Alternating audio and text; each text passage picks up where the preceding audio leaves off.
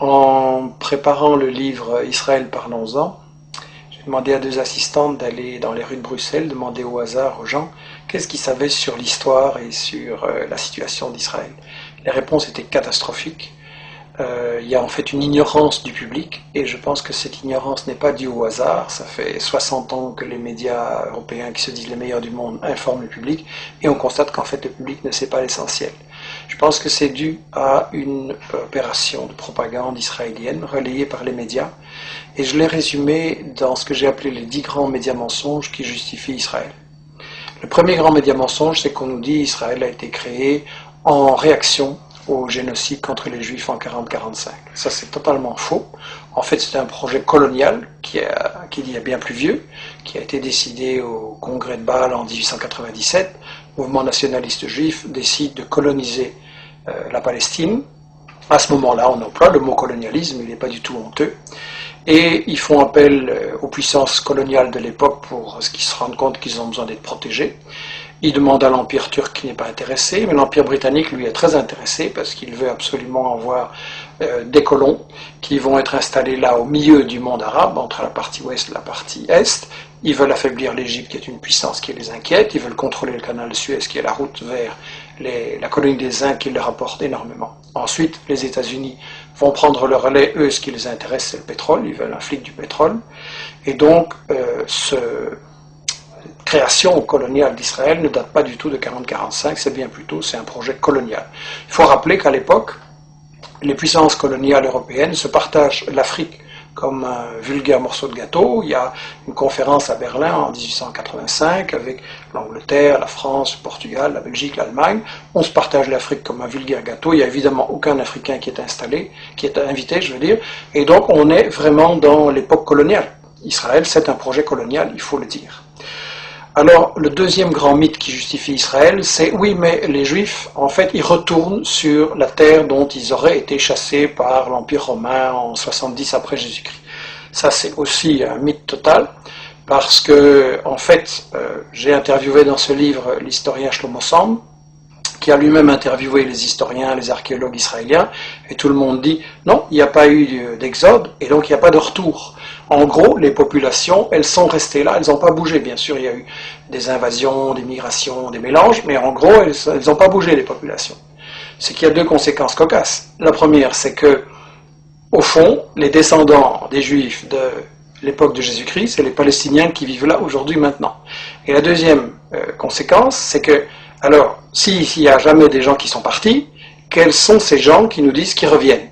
En fait, ce sont des convertis, des Européens de l'Est, de l'Ouest, des Maghrébins, qui se sont, à différents moments, pour différentes raisons, convertis à la religion juive. Et en fait, comme dit Shlomo Sand, le peuple juif, ça n'existe tout simplement pas. Il n'y a pas d'histoire commune, il n'y a pas de langue commune, il n'y a pas de culture commune, il y a juste une religion.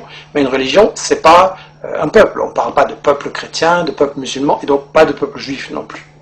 Alors, le troisième grand mythe, c'est l'idée que, en fait, c'est pas grave s'ils se sont installés là en Palestine pour coloniser, parce que nous dit-on, c'était un désert, c'était une terre sans peuple, donc c'était vide. Ça aussi, c'est un mensonge total. En réalité, les témoins de l'époque, déjà au 19e, début 19e, disent la Palestine, c'est un océan de blé. Il y a des cultures et des exportations, notamment vers la France, de l'huile, du savon, les fameuses oranges de Jaffa. Et d'ailleurs, quand les colons britanniques et puis les colons juifs vont vouloir s'installer en Palestine à partir de 1920, les paysans palestiniens refusent de céder leurs terres, et donc il y a des révoltes, il y a des grèves générales, il y a des manifestations avec de nombreux morts, il va même y avoir une guérilla en Palestine, donc c'était tout sauf un désert, et tout ça n'a été brisé que par une répression très très féroce de l'occupant britannique et des sionistes ensuite. Alors on nous dit, oui c'est vrai, il y avait des Palestiniens, mais enfin ils sont partis d'eux-mêmes. Ça aussi c'est faux.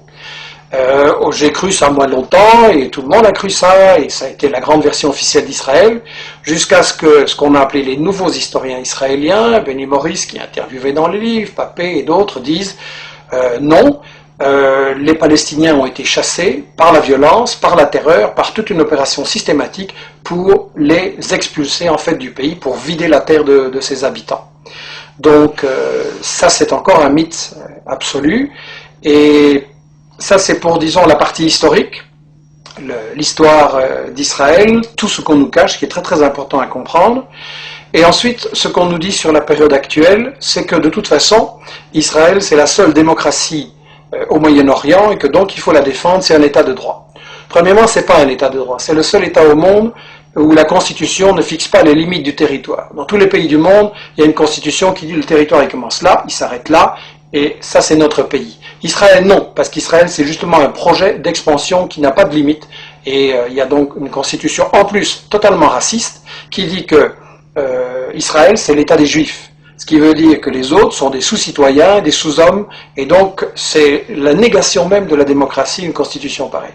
Donc Israël n'est absolument pas une démocratie, et je voudrais dire qu'en fait, Israël c'est le colonialisme, c'est le vol de la terre, c'est le nettoyage d'une population, ça ne peut pas être considéré comme une démocratie. Alors bien sûr on me dira, il y a un parlement, il y a des médias, il y a des profs d'UNIF qui critiquent, etc. C'est vrai, mais étant donné que c'est un État qui est basé sur le vol de la terre, ça veut dire qu'en fait c'est une démocratie entre les voleurs pour savoir comment ils vont continuer à voler. Et ça n'est pas une démocratie, c'est du colonialisme, c'est toujours de la dictature.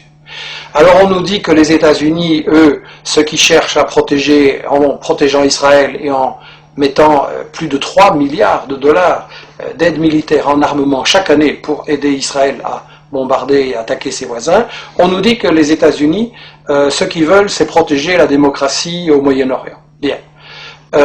Si les États-Unis étaient pour la démocratie, ça se saurait parce que c'est eux qui ont mis en place et qui protègent les dictatures épouvantables de l'Arabie Saoudite, du Koweït, le tyran Moubarak avec du sang sur les mains. Donc en fait, ils ont installé tout ça. Et eux, ce qui intéresse les États-Unis dans Israël, c'est pas du tout la démocratie, c'est en fait le flic du pétrole. Et ça, dans le livre, Chomsky, Samir Amin l'explique très bien, et d'autres, les États-Unis veulent absolument contrôler le pétrole, donc le Moyen-Orient. Ils veulent briser tout État qui pourrait résister à ce projet et qui n'accepterait pas de donner son pétrole pour rien. On l'a vu avec les guerres d'Irak, on l'a vu avec d'autres agressions. Seulement, les États-Unis ne peuvent pas attaquer à tout bout de champ tous les pays du Moyen-Orient qui ne leur plaisent pas. Donc ils ont besoin de ce que Chomsky appelle dans son interview le flic de quartier. Israël, c'est ça, le flic de quartier.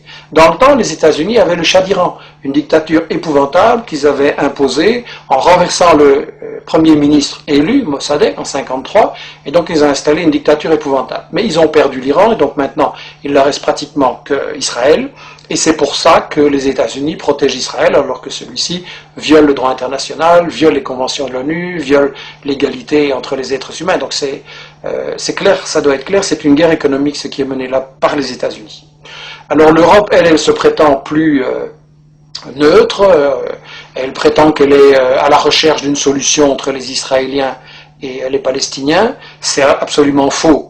Solana, qui était le ministre des Affaires étrangères de l'Europe, a déclaré il n'y a pas longtemps à Israël, vous êtes en fait le 28e État membre de l'Union européenne. C'est l'industrie européenne de l'armement qui finance et collabore avec l'industrie israélienne de bombardement, de l'armement, pardon.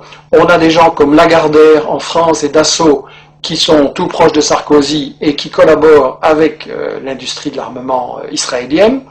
Et en plus, lorsque les Palestiniens ont élu leur gouvernement, l'Union européenne a refusé de le reconnaître. Elle a clairement donné le feu vert à Israël pour bombarder Gaza.